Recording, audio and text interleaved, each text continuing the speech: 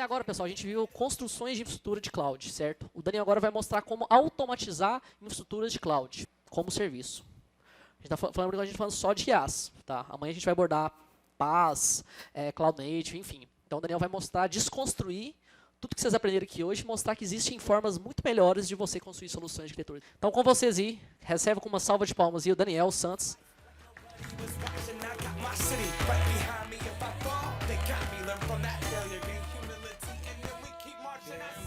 Oi. Agora acho que já é boa noite, né? Como ele comentou, eu vou conversar um pouco com vocês. Eu vou procurar mais passar casos de uso do que conceito, porque o tempo nosso é muito curto e não tem como aprofundar tanto sobre o assunto de Azure Automation, PowerShell, Terraform, Ansible, Azure DevOps. A gente ia ficar aqui 2 semanas, aí talvez a gente conseguiria. Meu nome é Daniel Santos. Hoje eu trabalho como analista de cloud no Banco Inter. E hoje, bem recente, 3 semanas eu completei agora lá. Mas há pouco tempo eu trabalhava numa empresa de consultoria, que é a BHS. Aqui em Belo Horizonte ela é bem conhecida. No Brasil, alguns clientes por fora aí. E minha formação ela é muito voltada... eu comecei ela como sistema de informação, então eu tentei aplicar o máximo de lógica de desenvolvimento para a parte de infraestrutura, porque eu pegava um projeto para fazer que tinha que criar 30 máquinas virtuais. Eu não vou fazer, ficar clicando 30 vezes assim, criar disco, criar VB7, você está doido. Aí eu ia ficar 2 dias fazendo uma coisa que eu poderia fazer em 2 horas. Então, eu sempre tentei automatizar e ser o famoso preguiçoso, né? A nossa agenda, ela contém esses 4 pontos, onde eu vou comentar um pouco sobre Azure Automation e onde eu já usei, como usar, o que ele pode fazer para vocês.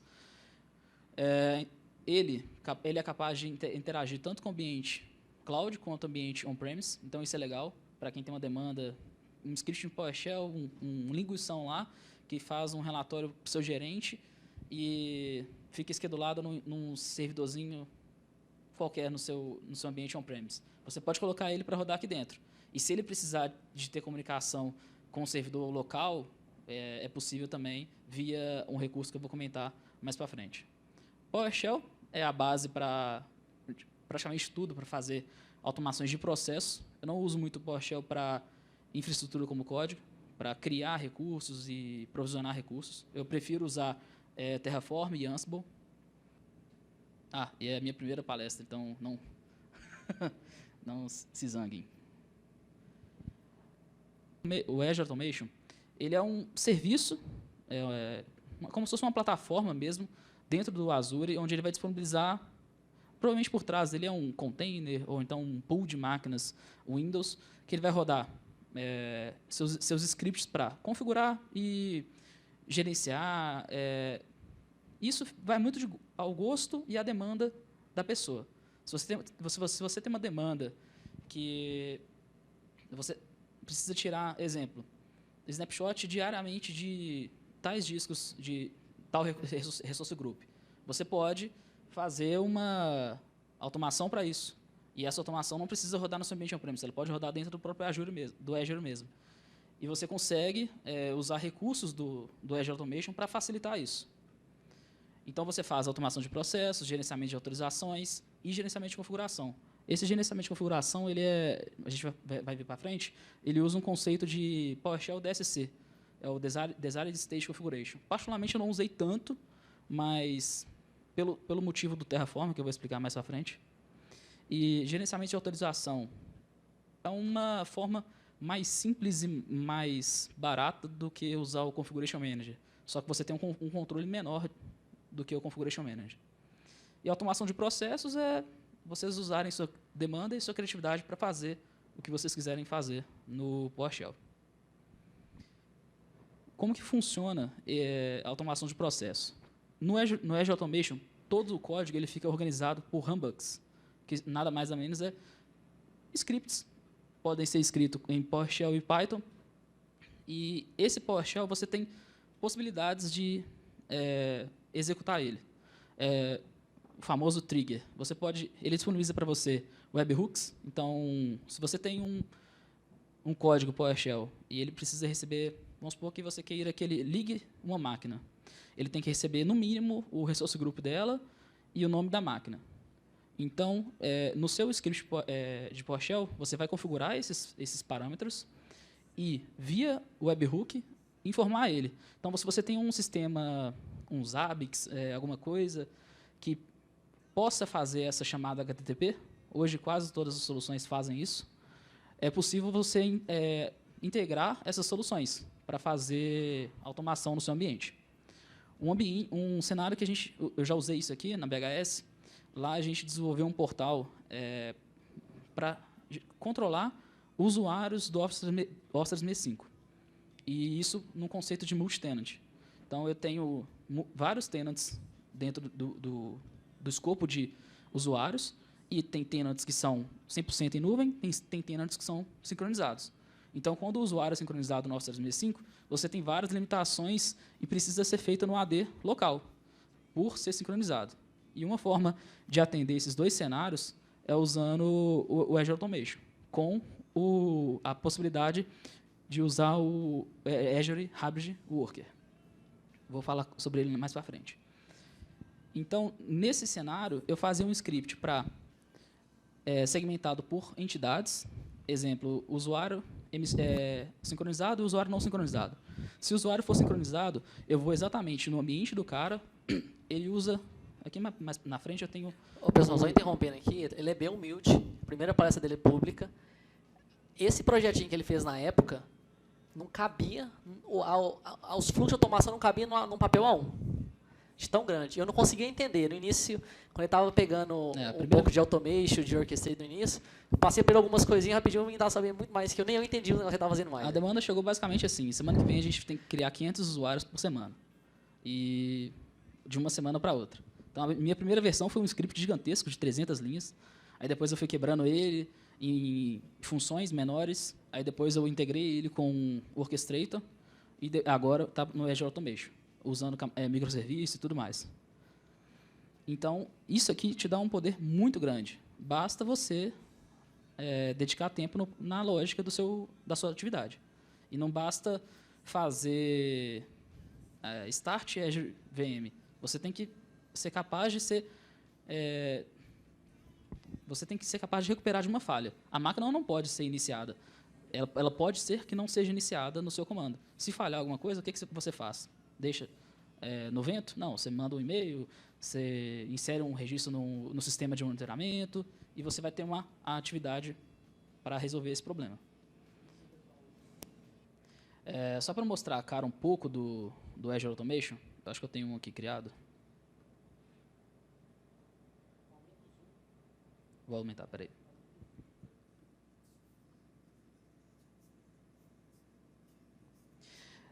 Um recurso qualquer no Azure, o nome dele é Automation Account, conta de automação.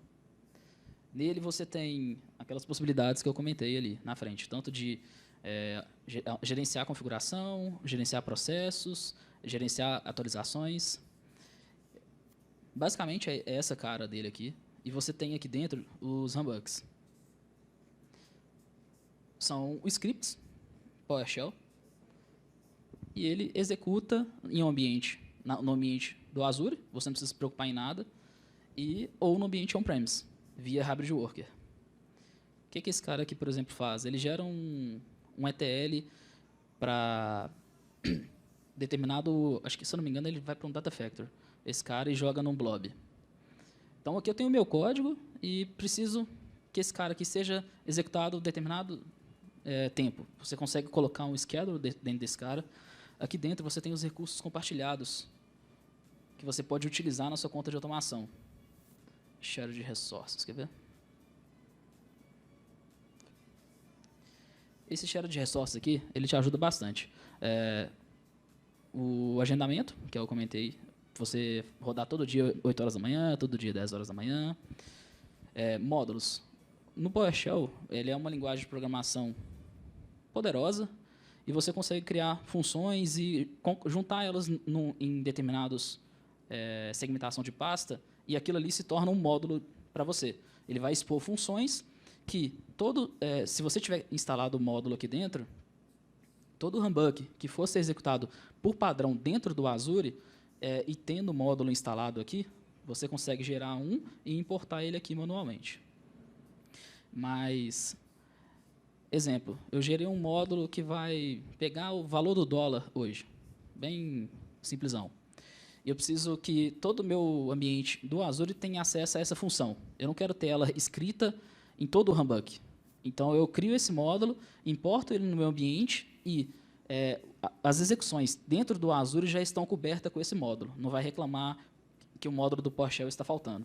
Mas se eu vou executar esse humbuck no ambiente on-premise, via Hybrid Worker, eu preciso instalar esse módulo lá dentro também.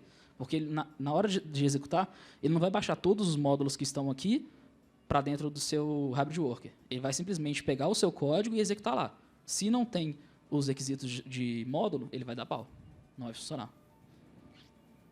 Você tem diversos módulos aqui desenvolvidos pela Microsoft, pela comunidade. Você consegue usar essa galeria de módulos de PowerShell para importar dentro da sua conta de automação.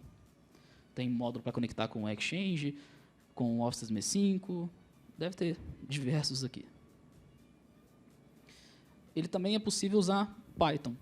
Eu, especificamente, eu nunca usei, não tenho tanta experiência com Python, mas é o mesmo conceito.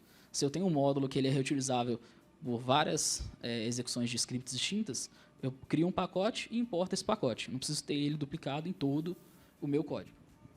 Aí é a mesma forma da questão de módulo. Eu tenho que ter ele importado aqui dentro, e se ele for ser executado no ambiente on-premise, ele tem que estar instalado lá também. Credenciais.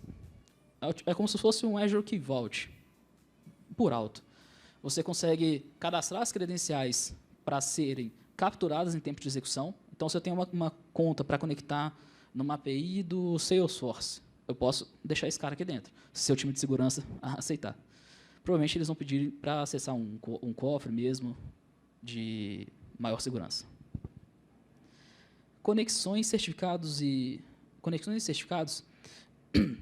Isso aqui são recursos que o Azure ele cria para você ali por padrão. Duas, a de conexão com o ambiente Classic do Azure e a do ambiente novo. O Classic eu nem sei para que ele cria mais, porque acho que não é nem disponibilizado mais para acesso. Mas é bem útil essa conexão. Eu vou mostrar como criar esse cara, como habilitar essa funcionalidade. Na hora de criar a storage account, ele já pergunta, você quer que crie as run as account? Aí ele já cria a conexão, gera certificado e já registra uma identidade para essa conta de automação no seu Azure AD. Então, se você precisar de um script de humbuck para ter acesso ao seu AD, essa run as account ela vai satisfazer isso. Pessoal, isso é interessante, assim, você tem que fazer toda a parte de delegação, para cada recurso que você vai ter no automation, que cada conta vai ter como permissão. Então, sim, por exemplo, criar um usuário no Office 365, criar um load balance, criar um SQL database, se ele vai ter propriedade para a gente fazer um restore. Então, sim, a gente estava focado mais em infraestrutura hoje pelo dia, e o Daniel agora está quebrando tudo que eu falei, mostrando que vocês vão ver a parte Terraform, que é um negócio fantástico, e Azure Automation, ele não é uma solução de infraestrutura como código, mas é uma solução de automação muito rica, inclusive cai na prova Z103. É um conteúdo da prova Z103, que é uma solução fantástica. Eu acho ele muito útil para executar processos diários que te tomam tempo pra caramba. Certificados, no mesmo contexto que eu comentei, você pode importar certificados aqui dentro, ou então o próprio Azure usa ele para atender os requisitos de comunicação com o seu ambiente. Variáveis, acho que está claro para todo mundo. Eu declaro uma variável aqui, seto o valor padrão dela, e se eu posso utilizar ela dentro do meu humbuck. Esse run as account, esse cara fica aqui dentro, ó, na configurações da conta. Mas você, na criação da conta de automação, ele te pergunta, o que esse cara aqui faz é justamente criar. Aí, ó, meu certificado está provavelmente expirado. Tem muito tempo que eu não uso esse cara aqui. Não sei. Depois eu dou uma olhada nesse ambiente meu aqui. Tem muito tempo que eu não mexo nele. Vamos voltar aqui. Então, a questão de automação de processos é isso. Não tem como eu dar um hands-on aqui dentro, porque cada um de vocês vão ter uma demanda diferente. A minha demanda é totalmente diferente da de vocês e vice-versa. O gerenciamento de atualização é um recurso bem legal, mas ele trabalha em conjunto com outro recurso do Azure, que é o Log Analytics. Então, a máquina onde você for gerenciar os updates tem que ter esse cara instalado para que ele possa coletar métricas e fomentar o seu dashboard de conformidade do seu ambiente, se ele está atualizado ou não. Essa ferramenta é legal, pessoal, que a gente conhece muito, deve conhecer o SUP, o System Center, mas ela é exclusivamente nuvem para você gerenciar updates dos seus servidores de nuvem. Inclusive, dá para integrar com SSM também, caso você tenha. Mas se você não tem, você pode usar essa ferramenta. E muito legal. Esse cara aqui faz tanto de nuvem quanto on-premise. Sim. Ele é um orquestrador de aplicações de atualização. Basicamente, o que ele faz? Ele usa o OMS para identificar a máquina que esteja faltando update. E via Azure Automation, ele já cria lá uma série de runbugs. E você orquestra a aplicação desse patch. Você tem, não sei se está dando para ler, mas tem pré-update tasks, apply updates e post-update tasks. Exemplo básico nisso, antes de aplicar a atualização, tira o snapshot da máquina. Ou antes tira um backup da máquina do Azure. Post, funcionou, tá beleza? Apaga o snapshot. E o apply updates, ele vai simplesmente obedecer às regras de controle da máquina.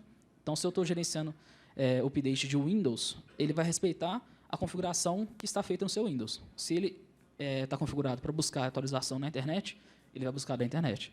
Se ele está configurado para buscar no WSUS, ele vai buscar no WSUS. E o Linux eu não sei falar tanto bem, não. Ele vai usar o yum, o apt-get e o zip. O gerenciamento de configuração, não tenho tanta experiência com esse cara, mas ele é tipo para você garantir que a máquina ela precisa ter determinada feature, ela precisa ter determinado arquivo, ela precisa ter determinada configuração de chave de registro, e você configura isso via código PowerShell, e esse cara fica executando de tempos em tempos, corrigindo. Então, vamos supor que eu preciso que dentro do C2 pontos esteja um arquivo chamado galo.txt. E se o usuário vai lá, o Cruzeiro está quase também, tá? Vamos supor, o usuário final vai lá e apaga o galo.txt. No dia seguinte, se esse cara está configurado, vai ser criado outro arquivo galo.txt. Então, ele é mais para você desenha os requisitos básicos da sua configuração. Ele é muito bom para Windows. Para Linux, eu não tenho certeza se ele funcional. Pessoal, só complementando, ele é interessante o DSC, inclusive em ambientes de autoscale ou você tem load balance, porque ele fica sempre rodando um status de atividade. O DSC é como se fosse, é um estrutura como código do PowerShell, que ele fica executando o estado para checar, por exemplo, se uma probe sua do load balance está íntegra. Você pode usar para N coisas aí, ele é um recurso bem interessante. Os recursos compartilhados, já comentei, mas são todos esses aqui da tela. A questão de integração com o ambiente on-premise, ele também vai utilizar em conjunto um workspace do Log Analytics para que ele seja o braço de execução no seu ambiente local. Como que funciona isso? Na hora de startar um runbook, você fala onde ele vai rodar. Você tem Hybrid Workers Groups. Então, se na hora de iniciar um runbook eu falo que o run as dele não vai ser no Azure e vai ser na imersão 01, imersão Azure Expert 01, ele vai vir aqui no ambiente utilizando o agente do OMS e vai executar a partir desse cara o seu código. Se a partir desse cara que ele tiver que comunicar com 3 servidores on-premise, ele consegue, basta ter acesso. E também liberação de rede, né? O PowerShell, como falei, a base para toda a orquestração de processos, na minha visão, ele funciona tanto para Linux, Mac, Windows, agora com a versão dele Core. Eu gosto muito do PowerShell, eu prefiro mais do que o Shell do Linux. Por questão de usabilidade. Ele é bem for dumps. Ele aceita tudo ali, praticamente. E você consegue fazer otimizações como modularização, funções, entre outras funcionalidades. Infraestrutura como código, Terraform. Ô, pessoal, o Daniel só deu um fundamento em si, tanto do Azure Automation, PowerShell, que inclusive você utiliza ele para desenvolver, ou Python, porque são requisitos para você começar a desenvolver. E aí agora o Daniel vai expor um pouco mais, né, para você ir para um próximo nível, que é a parte de infraestrutura como código. A Terraform é um dos principais players aí, que permite você fazer uma gestão multi-cloud de automatizar infraestrutura como código, desde Alibaba, GCP, Google, AWS, o Azure, whatever. Esse camarada aqui, Terraform, ele é fortemente utilizado lá no Banco Inter. Todo o ambiente de configuração em AWS está via código. Então, eu tenho um repositório no meu GitLab lá dentro, organizado de forma segmentada pelas contas de AWS e também o tier, se é produção, homologação, desenvolvimento, e o desenvolvedor precisa de um bucket S3, que é o Azure Storage Account. O desenvolvedor pega esse repositório, adiciona no código as configurações do bucket que ele precisa, faz um commit, esse commit gera o pipeline e o bucket vai ser criado na AWS. Também dá para ser feito no Azure. Como é que funciona o conceito de Terraform? A base dele são os providers. Providers são nada mais nada menos que módulos para integração com determinados tipos de recursos, sejam eles nuvens, Alibaba, AWS, GCP, Azure, OpenStack, até mesmo switches, storage. Então, tudo que tiver comunicação TCP ali, é possível fazer via API, você pode até mesmo fazer um módulo de você, do Terraform, e usar isso na sua infraestrutura como código, para interagir com o que você quiser, praticamente. Esse cara aqui, não sei se ficou muito bem claro como isso funciona lá no Banco Inter, mas a ferramenta que eu utilizo para gerenciar meus códigos é o Visual Studio Code. Alguém aqui é desenvolvedor? Esqueci de perguntar.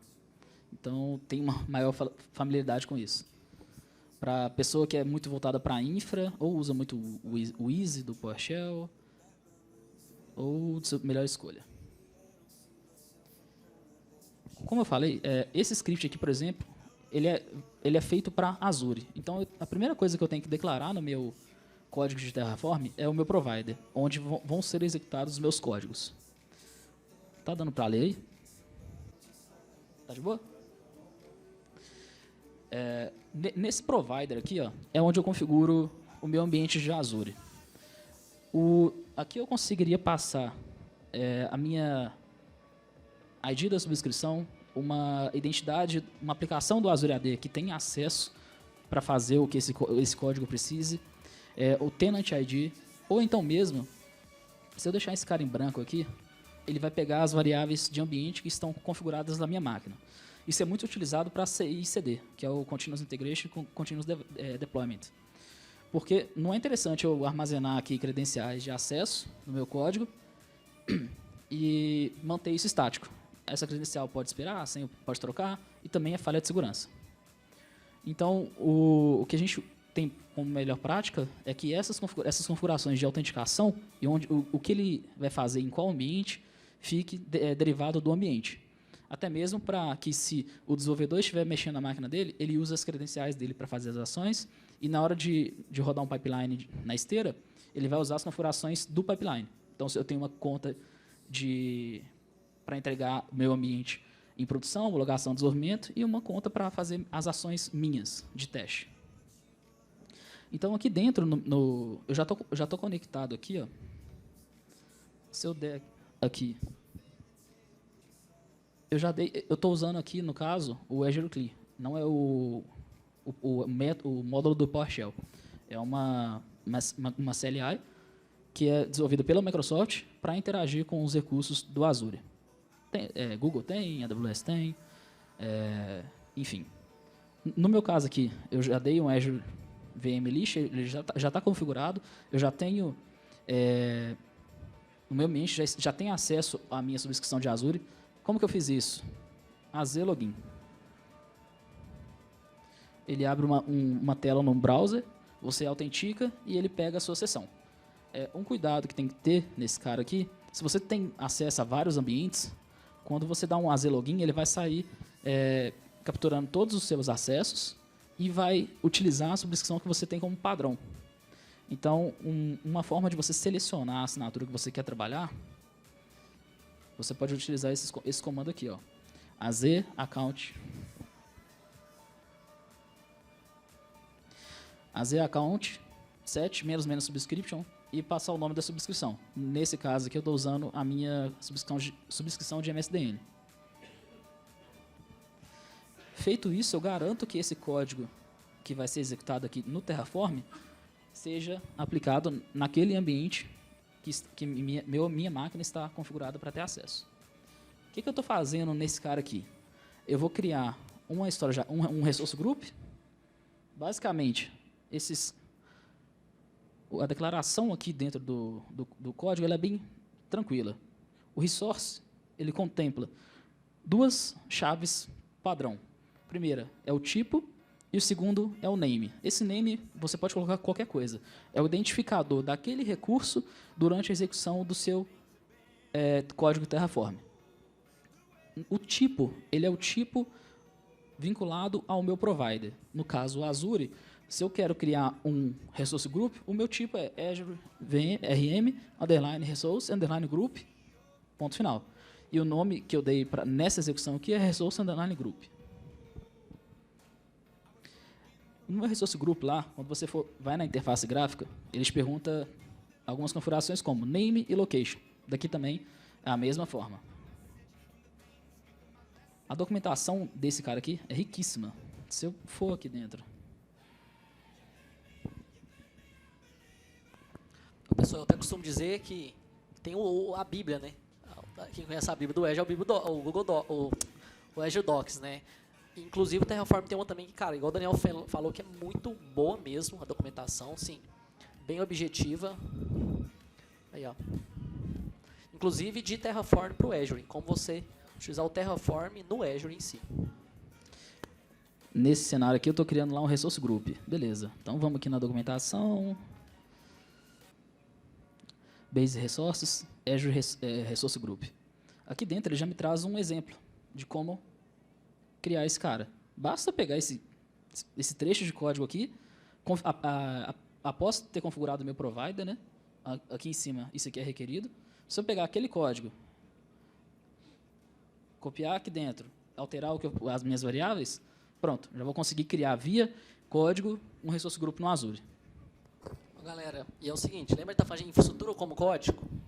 A gente consegue criar infraestrutura imutáveis, no sentido, se eu precisar recriar tudo que a gente fez no Azure, da noite para o dia eu consigo, através de estrutura como código. Você vai criar automações que vai criar tudo que a gente já fez até agora, desde a parte de VMs, load balance, scale set, eu posso fazer isso tudo automatizado. Se eu precisar refazer, 2 cliques. Poucos códigos, poucos ajustes, refaz tudo. Tudo. Isso é uma coisa maravilhosa. Quem se arrisca a fazer isso on-premise? Ninguém.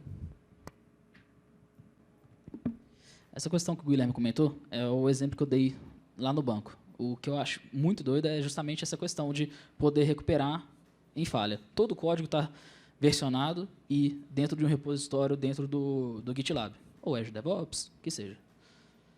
Como que funciona lá? Eu tenho uma estrutura de pastas, basicamente, onde tem account, subscription, eu estou dando exemplo aqui de Azure. Account, subscription e o provider. Storage account, virtual machine. Se aqui dentro, quando eu crio o meu ambiente aqui, o desenvolvedor pega, e dentro de desenvolvimento eu tenho storage account 01, STG 02, e beleza, acabou. Isso aqui está documentado. A minha infra inteira, eu tenho, por enquanto, só 2 storage account. Aí chegou um desenvolvedor novo na minha empresa, ele precisa de criar um storage account para a aplicação dele. Ele vai dar um checkout nesse código, vai criar uma pastinha STG03, vai, obviamente, tem toda uma lógica de Terraform por trás, não é simples, mas isso são padrões que a sua equipe de arquitetura vai definir, isso bem. Então o desenvolvedor pega, dá um checkout nesse cara, cria a pastinha da STG03, coloca as configurações dela e dá um git commit. Esse cara vai gerar um pipeline e vai criar seu recurso no Azure.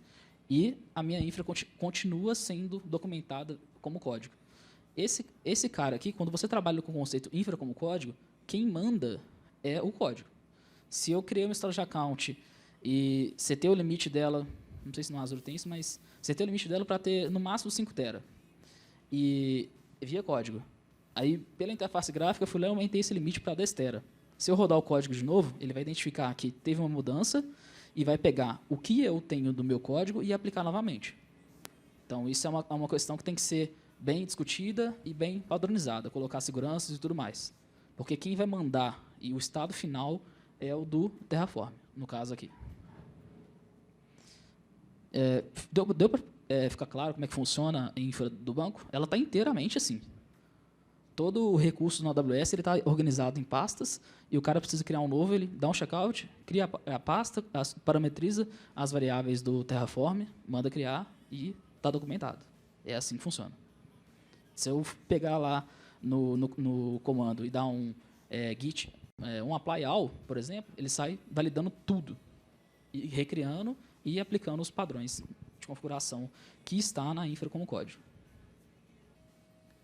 O que eu fiz nesse código aqui, eu vou tentar ser um pouco rápido. Basicamente, eu criei um resource group, uma storage account para receber um website de conteúdo estático. Tem soluções hoje, como o React, entre outros, que você transpila um JavaScript gigantesco e ele se torna o seu web server, um roteador de chamadas API. E isso é bem legal, porque você pode usar até o storage account para ser o seu hospedor do site, não necessariamente um Azure Web App. Então, nesse teste, eu vou expor uma página HTML. Então, o que eu preciso fazer? Ter o resource group, a storage account. Lá na storage account, ainda no Terraform, não tem no módulo da storage account, eu não consigo setar uma configuração que é de static website. Após a criação dela, eu vou mostrar para vocês. Então, o que eu tive que fazer aqui dentro? Eu usei uma gambiarra para que, durante a execução, um recurso técnico, durante a execução, ele pegue e rode um comando de Azure Clear. O que esse comando faz? Ele vai lá no AZ Storage, qual recurso? Storage Blob, ele vai setar a propriedade de serviço de Static Website para True. O que esse cara vai fazer? Ele vai configurar minha storage account para ela ser um hospedor de site estático, basicamente. Então, o que eu faço aqui é justamente isso. E estou pré-configurando. Quando eu faço isso na storage account, ele cria para mim um container padrão chamado $web. Com certeza que é isso. Vou validar aqui no código. Aí eu tenho que apontar qual que é meu index, no caso aqui index.html, e minha página padrão para not found, quando não acho nenhuma correspondência para o path que esteja sendo chamado via browser. Então, no caso aqui, eu criei, setei meu index document e meu 404 document, ponto final. O que esse script, o que essa execução aqui faz é isso. Aqui na storage account, eu acho que eu passei rápido demais, tem as propriedades, ó. Name. Lembra o ID que eu comentei que eu dou o que eu quiser? É justamente esse cara aqui, ó. Se eu vou criar uma storage account, eu preciso criar ela no resource group. E eu já criei o resource group lá atrás. Para que eu possa pegar durante a execução e fazer um amarramento desses recursos, eu posso utilizar o nome do provider, ó, o nome do recurso, o tipo do recurso, na verdade, que é Azure RM Resource Group, o ID que eu dei para ele, no caso, Resource Group, Resource Underline Group, e qual propriedade que eu vou vincular no Resource Group Name? O name. Então, para esse parâmetro vai ser imputado o nome do Resource Group criado anteriormente. Location. Essa location está configurada no arquivo de variáveis. Eu vou mostrar ela daqui a pouco. O account, o tipo da conta, que é blob, General Purpose e General Purpose V2, que é lá na criação dessa storage account você tem para selecionar. O tier, que é o Premium Standard que o Maia comentou. O tipo de replicação também é parametrizado aqui dentro. E o Access Tier também parametrizado aqui dentro. Esse cara aqui é aquela é uma flag que tem que setar na storage account. Como eu não tenho módulo do Terraform que faça isso ainda, eu fiz esse cara. Sim, ele é um módulo do Terraform para que eu possa rodar comandos na máquina de execução, na máquina controladora.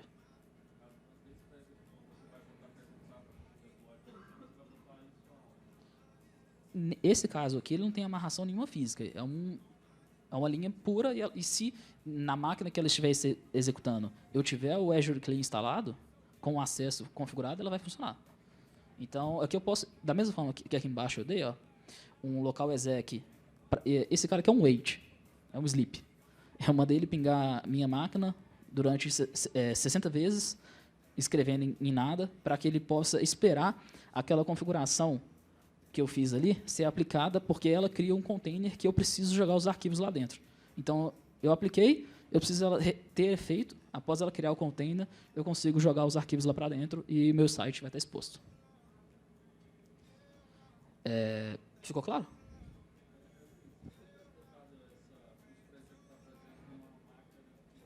Uhum.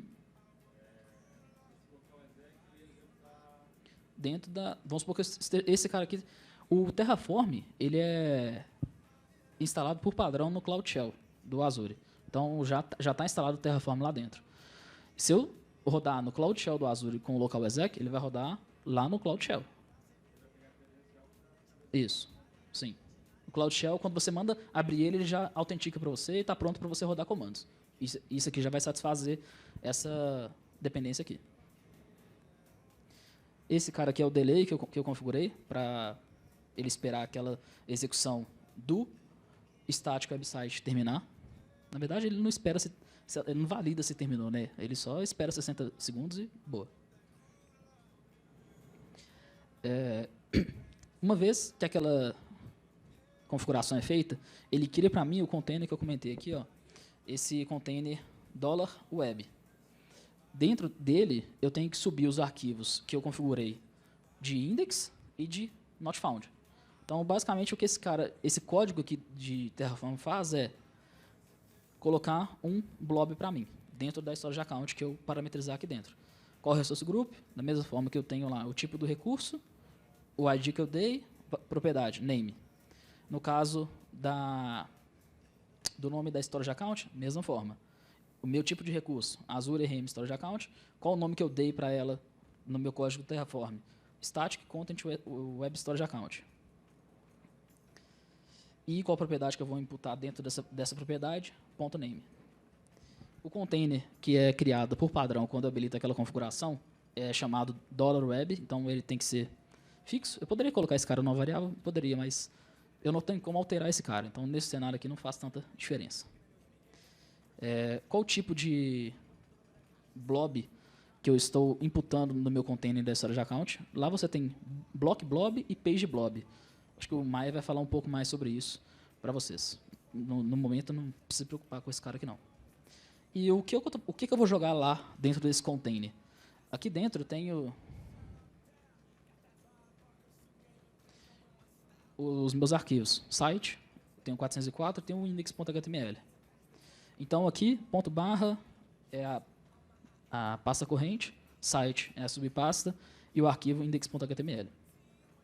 Aí, esse cara aqui ele tem como dependência o delay que eu coloquei lá em cima, porque eu não posso jogar lá enquanto o meu container não foi criado. Meu container é criado quando aquela execução do Azure CLI é executada.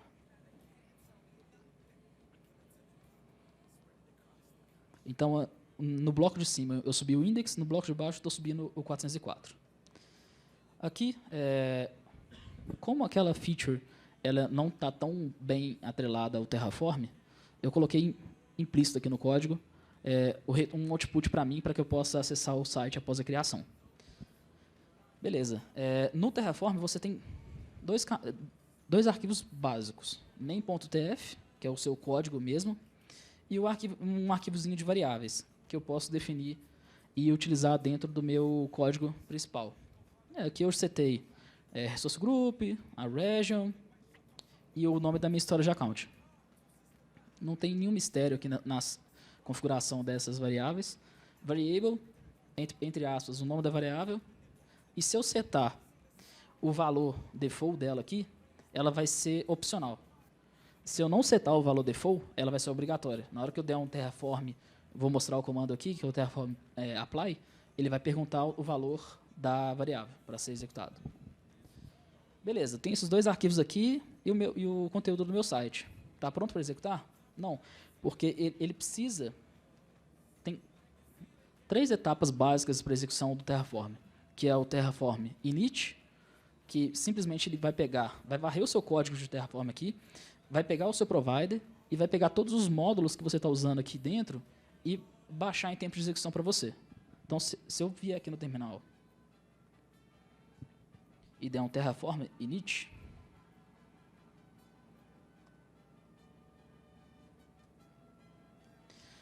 ele vai identificar que eu estou usando o provider do Azure, não mostrou ali ainda não. Primeiro ele está baixando aquele de null. Aquele provider null que eu utilizei é um disponibilizado pela própria Terraform. Baixou o provider null e baixou o provider RM, Azure RM, que são os dois que eu estou utilizando nesse trecho de código do Terraform. Aí ele cria para mim uma pastinha .terraform, onde ele imputa os meus módulos. Esses módulos aqui, ó, eles são escritos em Go. Não sei se eu vou ter acesso a eles aqui. Provavelmente não. Mas você pode desenvolver um módulo de Terraform em Go para interagir com o seu storage, sei lá, qual o tipo de storage, ou o seu switch. Basta dedicar tempo para isso. Beleza, eu dei um Terraform init, ele já conseguiu baixar o que ele precisa para executar. Se eu der um Terraform plain, que é basicamente... Pessoal, tá muito avançado ou vocês estão tranquilo? Se tiver muito difícil, o Daniel vai deixar mais doce. É porque eu não tenho tanto tempo para... Tá de boa, pessoal? Como é que tá? Então, beleza, eu já dei um Terraform init ali. Agora, se eu der um Terraform plain, ele vai varrer o meu código e vai identificar lá no meu ambiente de Azure o que desse código aqui está faltando e o que já está presente. O que está presente do jeito que está no código, ele não vai fazer nada, mas o que estiver faltando, ele vai fazer as alterações. Beleza, ele cuspiu uma caralhada de coisa aqui dentro. Aqui eu acho que ele mostra um resultado final. Aqui, ó. Serão adicionados 6 itens, atualizados, mudado alguma coisa, 0, e nada vai ser destruído. Aqui ele dá uns warnings falando que vai ser depreciado o tipo de recurso do provider de Azure RM, mas por enquanto vamos ignorar esse cara. O que esse cara aqui vai fazer? Vai fazer exatamente o que está mapeado no código. O que ele já sabe antes de executar, ele já mostra aqui para mim. Qual que vai ser o paralelismo da... Storage Account, esse cara aqui. Sim, Storage Account. Não, o Storage Account Blob do Not Found. Ele vai setar aqui, já vai mostrando para mim todas as propriedades. Qual container que vai ficar esse cara, vai ser $web, mas o que ele ainda não sabe, como ID, metadata, ele coloca aqui. Eu vou conhecer depois que você aplicar esse cara aí. Ainda não tenho tanto conhecimento. Para aplicar, é o Terraform Apply. O Terraform Apply, ele roda de novo o plan e mostra para você o que vai ser feito e você tem que dar um yes para confirmar a execução desse cara. Eu posso bypassar essa feature de confirmar ou não, passando aqui menos approve, menos alto, menos approve, mas não sei se é tão interessante no momento que vocês estão aprendendo. Aqui eu só coloquei yes para ele aceitar a execução e começar a rodar esse cara. Esse camarada aqui, deixa eu voltar aqui no Azure. Uhum. Quando eu dou um AZ login, ele já faz isso para mim aqui dentro. Mas tem variáveis no ambiente específicas para Tenant ID, o próprio Azure, o Azure CLI, ele tem isso configurado. Se eu for rodar um comando de AWS, eu tenho que dar um AWS login também, da mesma forma. Para aquele...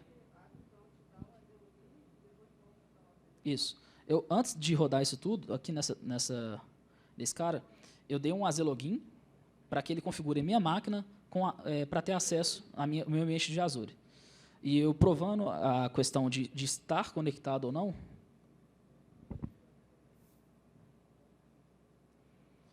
eu rodei aqui um comando que... acho que eu abri. A minha máquina já está configurada aqui para rodar qualquer comando que seja do Azure CLI. Então, por isso que quando eu dei aqui dentro um Azure VM List, ele conseguiu ir lá no meu ambiente de Azure e varrer as máquinas virtuais que eu tenho. Entendeu? Aí, quando eu vou rodar isso no ambiente pipeline, eu tenho que pré-configurar esses caras na variável de ambiente da máquina que eu vou rodar, seja ela Linux ou Windows, que seja. O Terraform é Azure CLI. O provider dele é baseado em Azure CLI.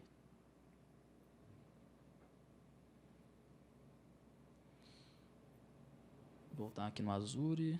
A execução nossa já terminou. Ele criou 6 itens conforme planejado.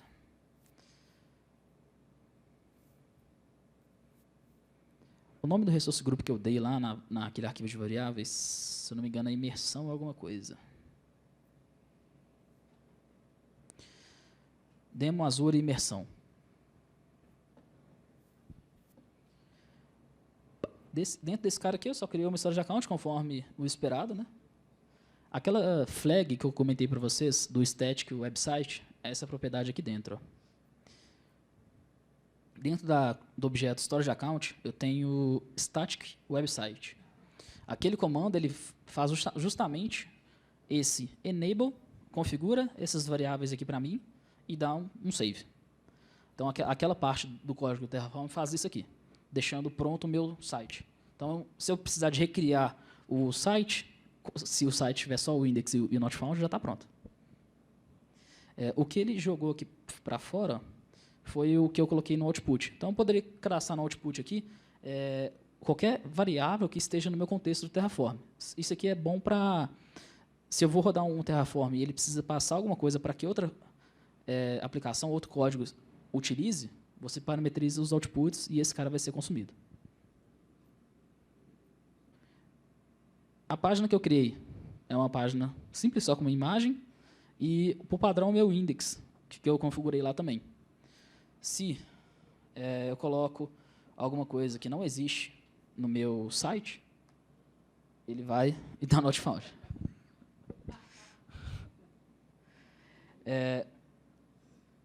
Então, tipo assim, explicar e ensinar Terraform é muito difícil em 1 hora, mas tem cursos na Udemy, fazendo propaganda aqui, mas é porque eu uso e eu acho bem legal. Em 1 semana, você está apto a usar Terraform. O que você não souber ali é o que você ainda não sabe o que precisa. Então, na hora que você começar a desenvolver em Terraform, você vai precisar fazer esse cara aqui. Como fazer? Pesquisa no Google, pronto, acabou. Já sei fazer.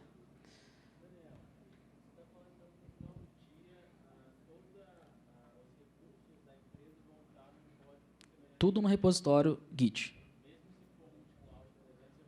É possível. Porque o Terraform ele é baseado em provider. Ele tem provider para caralhada de coisa. Se você for na documentação dele aqui... docs, providers... Peraí, aqui, ó, providers. Cara, tem nem sei quantos aqui dentro. Não, ele é open source. Então, tudo isso aqui provê ações. MySQL, se eu precisar de rodar coisa via MySQL, via Terraform é possível.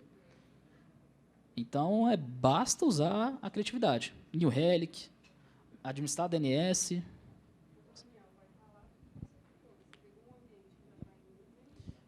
É complicado. Essa é uma dor para quem quer vir com infraestrutura como código em uma infra já existente. Porque você tem que tomar muito cuidado para não fazer nenhuma cagada. Porque o que vai mandar é o que está no seu código. Tem um comando Terraform import que ele procura mapear o maior número de informações possível do seu ambiente e você dá um import e dá um plan. E olha, ele vai mudar isso aqui não pode mudar não. Então você configura no código para que ele deixe de fazer essa mudança. Entendeu? Para adequar o seu estado em código com a sua realidade na nuvem. Isso é muito importante.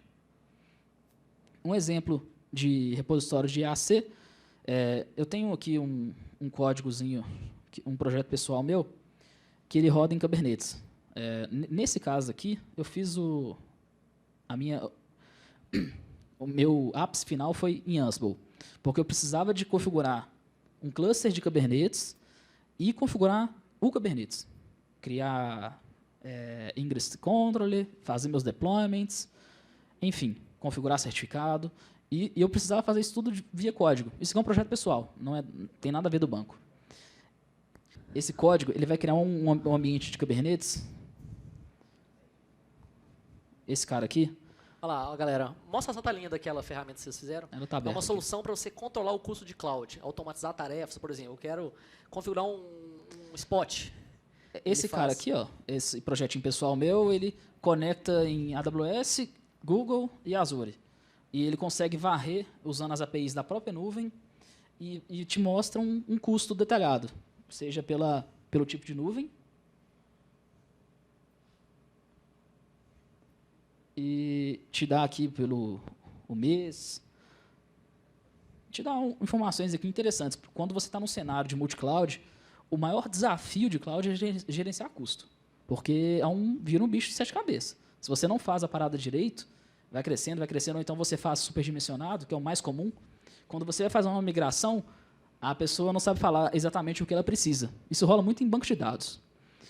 Eu não sei quanto de memória precisa, nem de processador precisa. Então, coloca algo a mais aí para mim. Então, é muito comum você fazer um oversize durante a migração e depois ajustar usando as métricas do Azure. Então, esse projeto aqui é um projetinho para isso. Eu consigo ver aqui o tipo de serviço que está consumindo. Mas o que me fez desmotivar esse cara aqui é porque eu ficava muito refém das APIs das nuvens. Então, se ela muda o retorno que ela traz para mim, minha aplicação quebra. E eu não estava com tanto tempo para trabalhar nisso. Um outro projetinho que também está rodando em cima daquele Kubernetes, que é gerado a partir desse código Ansible, esse cara aqui, o Davidson está mexendo nele, mas eu não sei dizer tanto ao certo o que se trata. O que é isso, Fidelis? Como se fosse para você usar no restaurante. Você paga por ele, mas tá caminhos curtos. Aquele código que está ali no repositório, cadê? É esse IAC aqui, esse repositório Ansible. Eu acho o Ansible mais poderoso quando eu preciso de fazer configurações no ambiente. Mas se eu quero só provisionar e garantir o estado do meu ambiente sem configurar ele, o Terraform atende perfeitamente. Oi? Na verdade, isso fica tudo configurado dentro do próprio GitLab. Ou então no Azure DevOps, que seja. Lá no banco, por exemplo, a gente mapeia o que foi mudado e analisa esses itens. Eu mando para aprovação, lá a gente usa o Jira como repositório de chamados e tudo mais. Então, o desenvolvedor foi lá e adicionou o Storage Account 3, vai para aprovação um card, um chamado para aprovação, foi aprovado, o pipeline continua e faz o merge daquela mudança e cria somente aquele recurso. Então, aquele apply all é onde ele ignora uma mudança simples e sai varrendo tudo novamente. A gente nunca rodou esse apply all no banco, mas ele está ali para ajudar se alguém for lá na AWS dar um reset, por exemplo. Não sei nem se tem jeito de fazer isso. Pessoal, só rapidinho aqui um disclaimer. A gente está distribuindo os adesivos, inclusive tem de Terraform, tem até um guide, um guia de primeiros passos voltado do Terraform para o Azure. Um livrinho aí, quem pegou aí se beneficiou. Show? Oi. Sim. A gente pensou em utilizar o Workspace, mas como a gente tinha múltiplas accounts de AWS e o acesso ele não é disponibilizado 100% para a pessoa que for rodar. São roles que você assume durante a execução. Então, o Workspace ele iria dar muito trabalho para a gente. Então, a gente usou uma outra solução que chama Terra Grant. Também ela faz uma interface. A configuração desse Terra Grant está justamente naquela indentação de pastas. Então, tem account, o ambiente e o tipo de recurso. Então, ele sabe que na hora que ele for rodar aquele comando, ele está rodando para essa conta nesse ambiente e nesse tipo de recurso. É um dos motivos que a gente não usou o Workspace. Entendeu? A questão do Terraform, que eu comentei, ele é baseado em infraestrutura como código, ele atende essa ideia. Ele cria os planos de execução, que é aquele plan, e, posteriormente, eu venho com o apply aplicando um plano que ele já previamente fez. Esse Resource Graphs é uma inteligência que ele faz, ele mapeia todos os recursos que estão sendo criados naquele arquivos de Terraform. Exemplo, se eu tenho que criar uma máquina virtual, e lá na minha máquina virtual eu coloquei que ela vai ter 2 discos de dados e uma placa de rede, uma virtual network, ele entende automaticamente, eu não preciso configurar aquele depends que eu fiz ali manual, aquilo ali eu fiz porque é algo gambiarrado.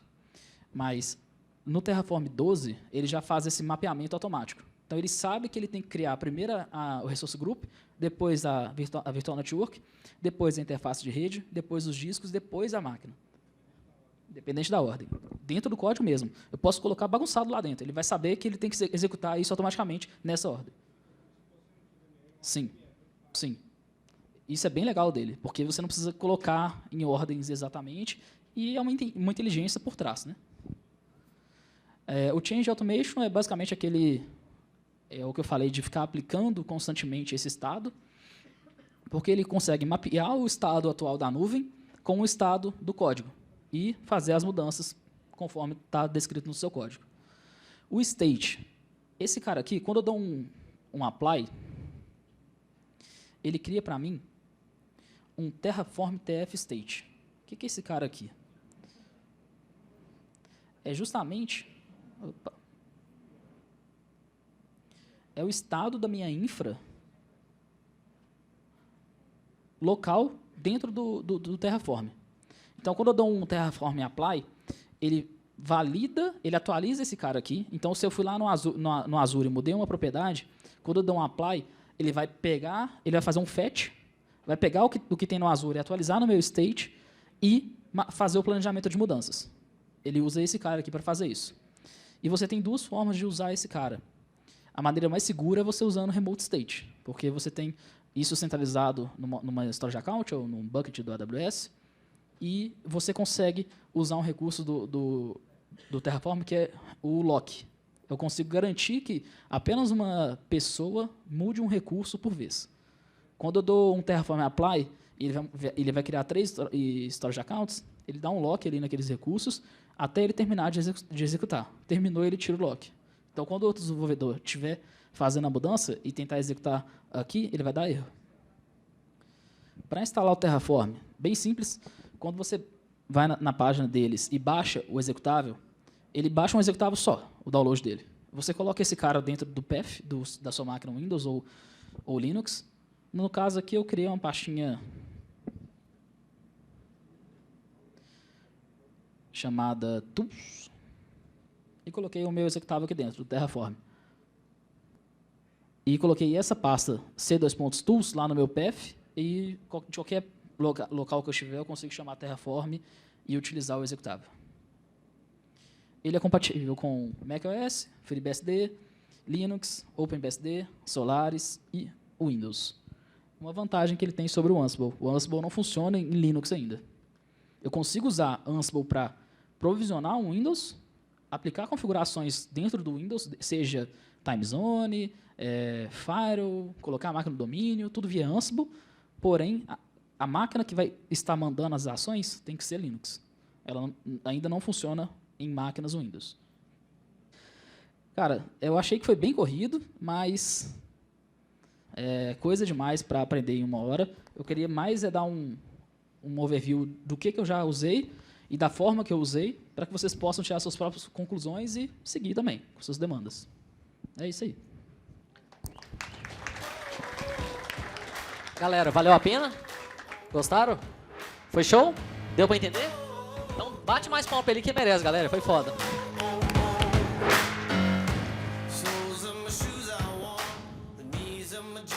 Galera, aproveitar, dá um presente pro Dom também. Vai, é grande.